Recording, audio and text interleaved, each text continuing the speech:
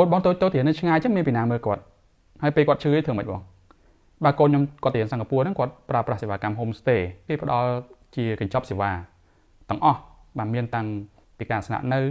ការហូបចុកបោកគក់សម្លៀកបំពាក់មើលថែបាទធ្វើជាអាណាព្យាបាល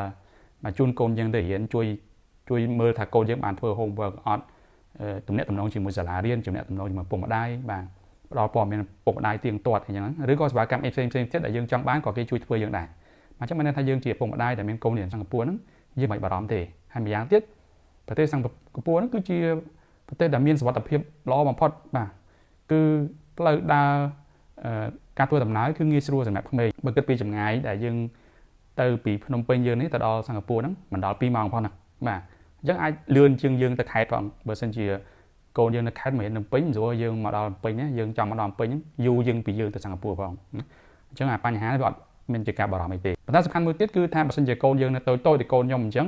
ខ្ញុំបានបរៀនគាត់ឲ្យគាត់ចេះមើលថែខ្លួនឯងហើយបាទអញ្ចឹងគាត់ចេះធ្វើរឿងជាច្រើនដល់ខ្លួនគាត់ហើយអញ្ចឹងការបរំរបស់ខ្ញុំហ្នឹងវាកាន់តែតិចប៉ុន្តែគាត់កម្ម homestay មិនមែនកូនយើងគាត់ទៅនៅជាមួយគ្រួសារគេទេគេហ្នឹងឬក៏កន្លែងស្នាក់នៅហ្នឹងគឺសម្រាប់តែសិស្សបរទេសទេបាទសិស្សស្រីសិស្សប្រុសគឺអត់នៅ unit ជាមួយគ្នាទេបានថា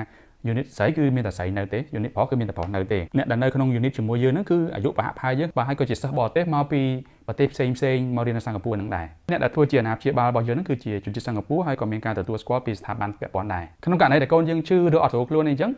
អាណាព្យាបាលហ្នឹងជួនដល់មកពុកម្ដាយអញ្ចឹងយើងអាចពិភាក្សាគ្នាជាមួយនឹងអាណាព្យាបាលតើយើងគួរតែគាត់ឲ្យលេបថ្នាំសិនត្រូវចាំបាច់ត្រូវយកគាត់ទៅ clinic អីចឹងទៅអញ្ចឹងអាណាព្យាបាលនៅសិង្ហបុរីហ្នឹងគេនឹងយកទៅ clinic ទៅពិនិត្យសុខភាពអីតាមហ្នឹងទៅបាទអញ្ចឹងយើងអត់មានការបារម្ភអីទេទាក់ទងនឹងការមើលថែកូនយើងនៅសិង្ហបុរីហ្នឹងក្នុងករណីបន្ទាន់ដែលយើងចាំបាច់ត្រូវទៅគឺយើងអាច